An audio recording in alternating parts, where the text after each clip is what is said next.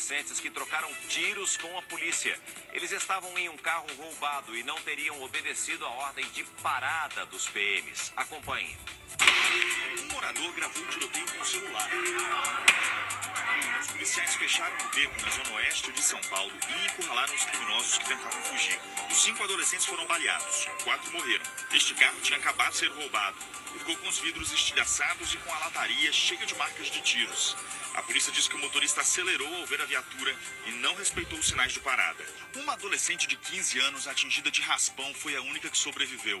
Ela foi atendida, liberada e escoltada para a delegacia. Uma pistola e 3 revólveres que estavam com os assaltantes foram apreendidos. Os moradores incendiaram um ônibus em represália à ação da polícia. Quando os bombeiros chegaram, o fogo já tinha queimado a maior parte do ônibus. Os passageiros contaram para os policiais que um grupo de 20 homens fechou a pista, mandou todos descerem, espalhou combustível pelo ônibus e em seguida ateou o fogo. Eles disseram que era uma vingança pela morte dos jovens. Assaltantes armados invadiram um condomínio de empresas em São Paulo. Vigias foram feitos reféns e houve troca de tiros. Nem a portaria com seguranças impediu a ação do grupo. 4 homens chegaram aqui usando pelo menos um carro. Eles estavam armados e seguiram até uma das empresas deste polo industrial de Cotia, na Grande São Paulo. Vigilantes e porteiros foram feitos reféns. Um dos funcionários percebeu a tentativa de assalto e, antes de ser pego pelos criminosos, conseguiu ligar para a polícia militar. Até o helicóptero Águia veio para cá, junto com várias viaturas, e houve troca de tiros. Na delegacia, os PMs afirmaram que foram recebidos a tiros. 2 armas apreendidas com os criminosos confirmam essa versão. Um revólver calibre 38 tinha 2 balas deflagradas. Também foram encontradas cápsulas de uma espingarda calibre 12. Durante o tiroteio, 2 criminosos foram baleados e morreram depois de serem atendidos. Os outros 2 assaltantes conseguiram fugir. A polícia apreendeu o carro usado na ação. A placa foi adulterada com fita isolante.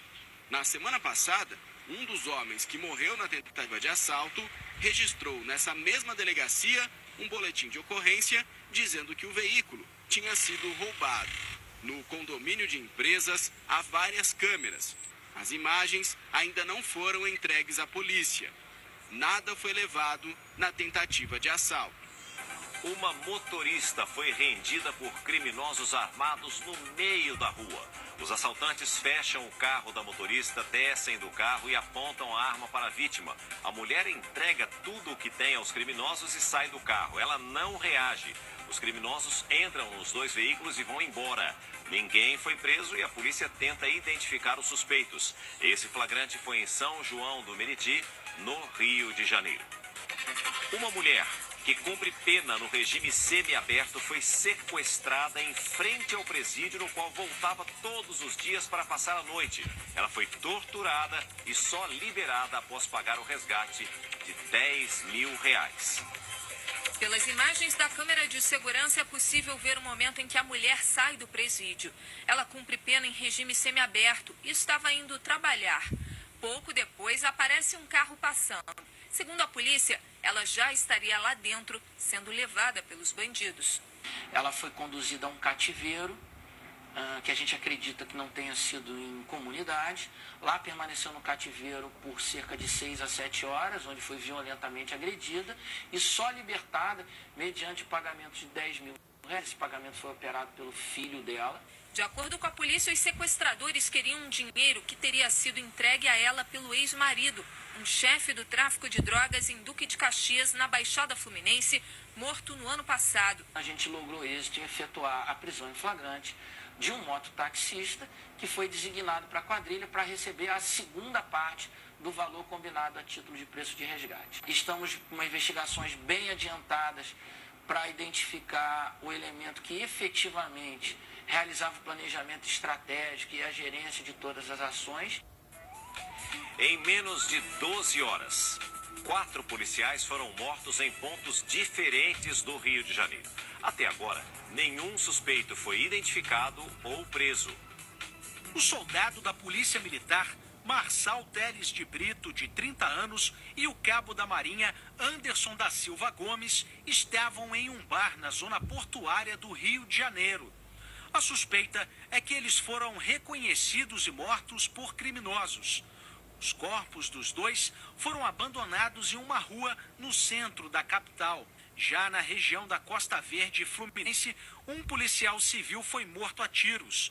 Luiz Fernando Nascimento de Almeida foi baleado dentro de um restaurante em Muriqui, distrito de Mangaratiba. Luiz Fernando foi socorrido e levado para o hospital, mas não resistiu. A polícia fez buscas pelo suspeito e tenta encontrar imagens que possam ajudar a identificar o autor dos disparos. Em Belfor Roxo, na Baixada Fluminense, a vítima foi um policial militar morto ao tentar separar uma briga. O atirador conseguiu fugir. E agora vamos falar das eleições. Os brasileiros vão voltar às urnas no próximo dia 28 para eleger o presidente e 14 governadores. No primeiro turno ontem, o candidato Jair Bolsonaro, do PSL, ficou em primeiro lugar, com 46,03% dos votos. Jair Bolsonaro agradeceu o apoio dos eleitores pela internet. Às 9h30 da noite, ele apareceu em uma transmissão ao vivo de casa, ao lado do economista Paulo Guedes, cotado para ministro da Fazenda e de um intérprete de Libras. O agradecimento que eu faço é para todos os brasileiros. Nós ganhamos em 4 regiões, perdemos no Nordeste, mas a nossa votação no Nordeste foi muito boa. E tenho certeza que melhorar e muito por ocasião do segundo turno. Uma entrevista coletiva chegou a ser programada para este hotel na Barra da Tijuca, na zona oeste do Rio de Janeiro. Mas só às 10 da noite a imprensa foi informada que Jair Bolsonaro não compareceria. Pela internet, o candidato do PSL falou em unir o país e voltou a fazer críticas sobre as urnas eletrônicas. Reclamações foram muitas, inúmeras.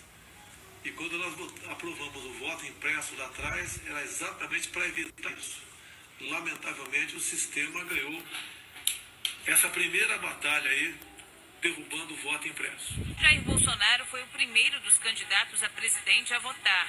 Ele saiu de casa escoltado por policiais federais em carros à paisana. O candidato do PSL votou numa escola municipal na Vila Militar, no bairro de Deodoro, na zona oeste do Rio. Bolsonaro e o filho Flávio, que se elegeu para o Senado, usaram